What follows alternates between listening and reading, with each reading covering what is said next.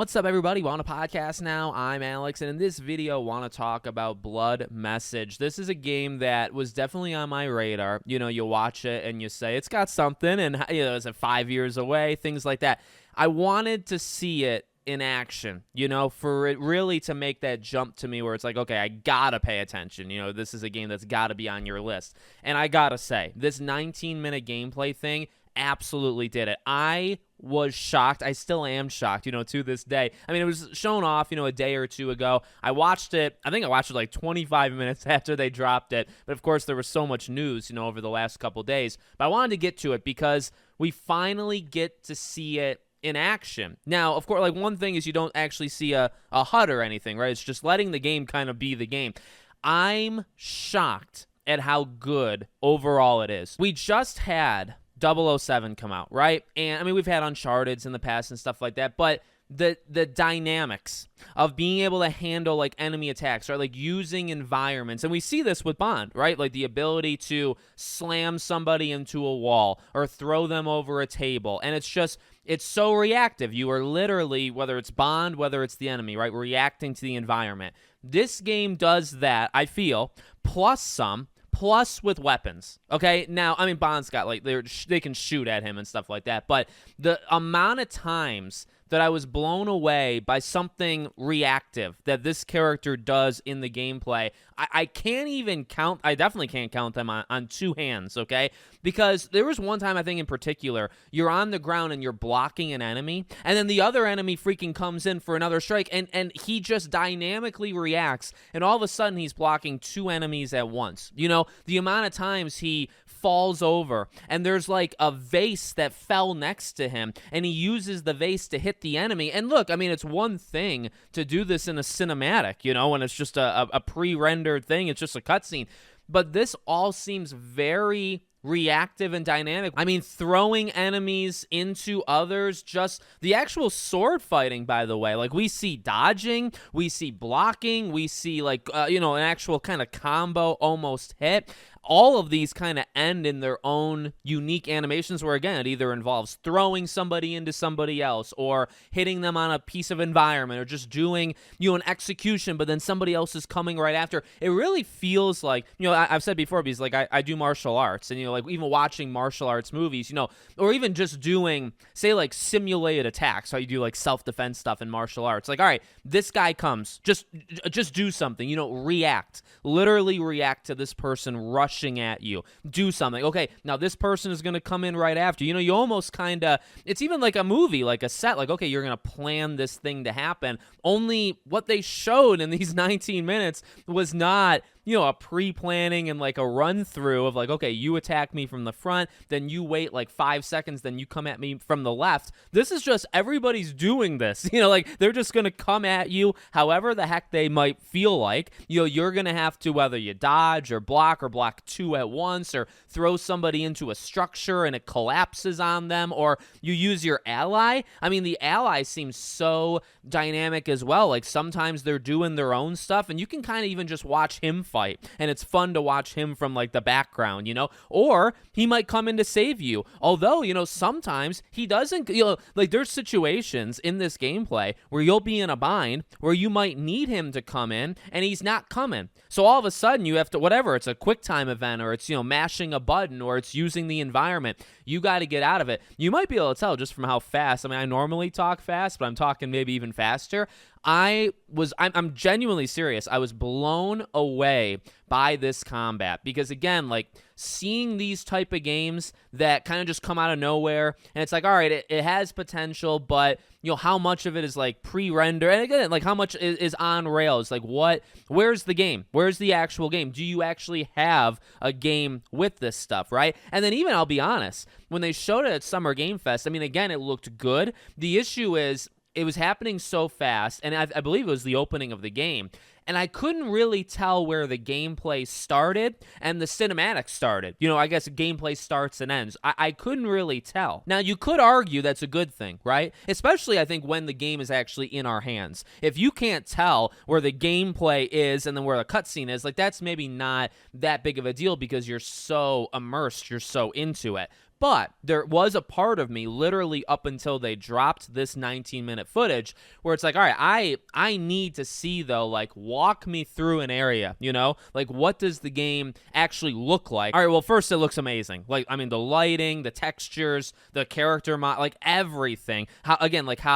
How good the sword fighting actually looks. Like, that takes, skill visually to do as well. So all of that stuff looks incredible. By the way, I've really only been focusing on the combat side, but the game seems to have stealth, and the stealth looks pretty good. It's got its corridors, go from this place to this place. It's got its chases, which, I mean, again, maybe not dynamic. I think that one is a little bit more on rails, but like, when enemies are chasing you and they're trying to funnel you into going down a certain path, right? Like, I mean, it looks like a video game. Having the NPCs, the just civilians walking around and you're bumping into them, or sometimes they get shot because the enemies, are shooting at you. I mean, that looks like a game. Okay, that's exactly what I needed. I needed that. I needed to see if it would actually look like that. So this was just, I think, a perfect combination, these 19 minutes of, all right, we're going to show you some of the coolest combat. There's cool, like, say, Ninja Gaiden. Like, that combat is really cool. It's very fast, like, there's different types, Again, Bond, like, I really, really love that combat. And this is probably more aligning with that. It's counters, it's quick time events mixed in with kind of smaller combos. It's throwing enemies. It's this reactionary, kind of putting you in this very little, or small area, and you take out a group of enemies, right? Like, it's that kind of combat. And I love that. I love that kind of combat, and they proved it. But they also proved, okay, there's moments where there's stealth. The very end of the gameplay, too, that's all story. That's really focusing on the narrative. So I am totally in now. Like, I already was, it was on my radar for sure. But for me, again, I was really waiting, and I don't even think Summer Game Fest did it. That's the ironic part. I was waiting for this, something like this, and I think it was only amplified by the other stuff, where it's like, all right, you definitely got my attention, but you gotta just throw me in for a few minutes. Now, I didn't need 20, but I mean, I'll certainly take it. What's the most impressive, honestly, about the 20 minutes is, I think sometimes in games, right, you can show, say, 5 minutes of combat, and you can already see where it gets repetitive in those 5 minutes, right? And it's not a deal breaker, a game breaker. Like, it happens. It honestly happens all the time, even for some of the biggest and best games. I mean, say the free flow combat, in Arkham games, like, that gets repetitive, but it's so good that you can play it for 50 hours, so there's different types. But it happens quite often where you can show a 10-minute thing, 5-minute thing, and it just, you already see where it repeats, right? No, okay, the combos, like the actual striking of an enemy, that does repeat, relatively quickly on, in this 20 minutes. But how dynamic these enemies react, you react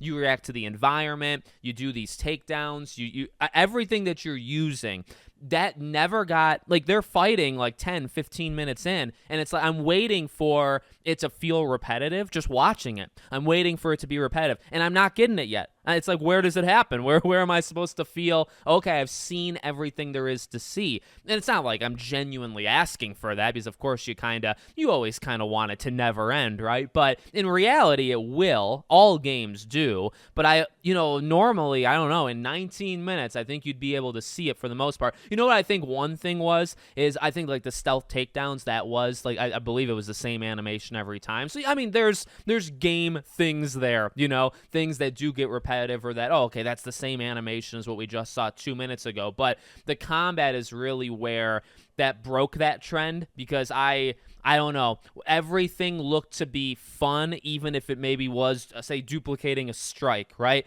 It still looked enjoyable. And then the amount of dynamics that are at play with using the environment and reacting, blocking kind of on the fly to different enemies, movement, stuff like that, none of that seemed to get old whatsoever. And that's incredibly impressive. So I'm just happy we saw it. No HUD. I wonder what it'll look look, because I mean, it looks great, but like, in the bottom left, is there going to be like a LT or L2, and then you got like your different like special abilities, or even special abilities, right? Like, what is actually going to be on screen? I don't know if you would need like a map, because it's on rails enough, at least right now, where you're in kind of this enclosed thing, you're trying to get from point A to point B. Even when it opens up and you're running like on the rooftops and stuff, the game does a good enough job of funneling you through to which is what games like this have to do, right, to get you to a certain area. So I don't know if you need a map. Like, I guess what I'm trying to say is, I don't know what actually you would need on like a HUD. I guess maybe your health, if there is a stamina thing, like you'd probably need that, but you probably don't need that much on your screen for a game like this. So we'll see.